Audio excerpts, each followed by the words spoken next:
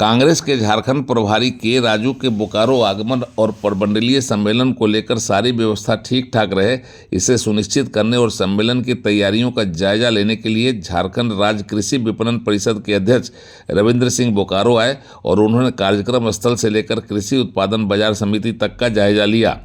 पत्रकारों से बातचीत करते हुए उन्होंने जहां जनता की अपेक्षा पर खड़ा उतरने, सरकार के कामकाज का लाभ जन जन तक पहुंचाने और कृषि उत्पादन बाजार समिति को फिर से झारखंड में नए सिरे से संगठित कर किसानों को इससे लाभान्वित करने की बातें कहीं, वहीं उन्होंने विपक्ष पर विरोधी दल का नेता नहीं देने का आरोप लगाकर तंज भी कसा।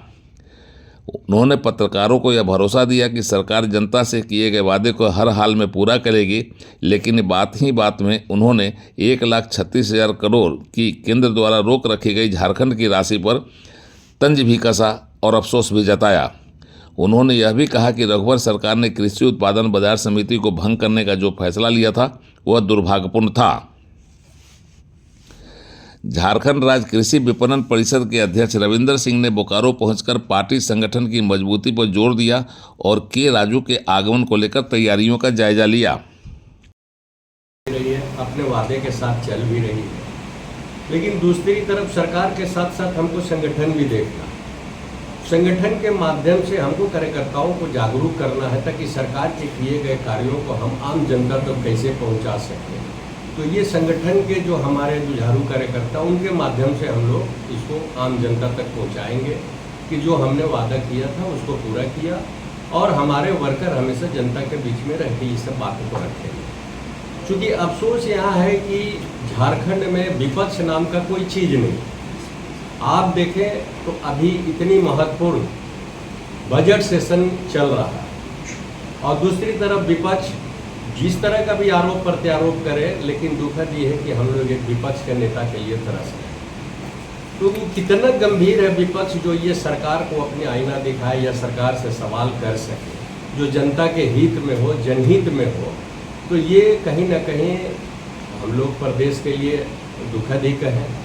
दूसरी तरफ लगातार सरकार कृषि उत्पादन बाजार समिति को फिर से जीवित करने की जरूरत पर उन्होंने जोर दिया और उसे भंग करने का रघुवर दास के फैसले को दुर्भाग्यपूर्ण बता दिया।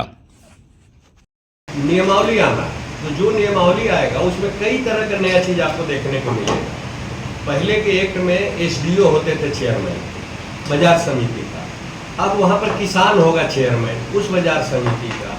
वो किसान फर्स्ट टाइम में तो नामित होगा, उसके बाद इलेक्शन के माध्यम से आएगा जिसमें कई किसान वोटर होंगे और वहीं पर एक किसान समिति भी होगा जो इलेक्टेड किसान रहेंगे। तो इस तरह का सब प्रावधान अपूर्ण रूप में लागू हो जाए तब इसका फंक्शन दिखे।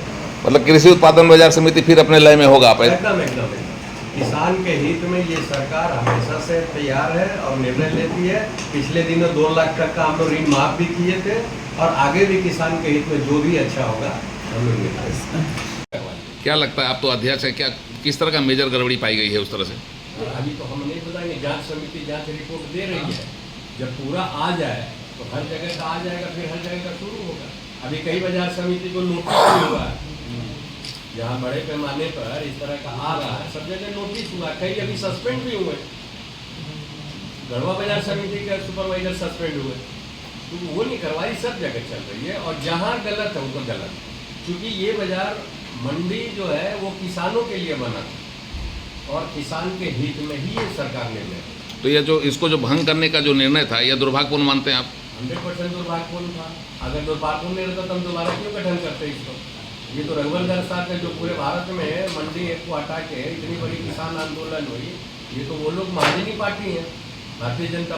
कांग्रेस के नेता और झारखंड राज्य कृषि विपणन परिषद के अध्यक्ष रविंद्र सिंह ने बोकारो में मीडिया से बहुत खुलकर बात की और भाजपा पर लगातार हमला करते रहे। बोकारो से उड़ान लाइव की एक्सक्लूसिव रिपोर्ट।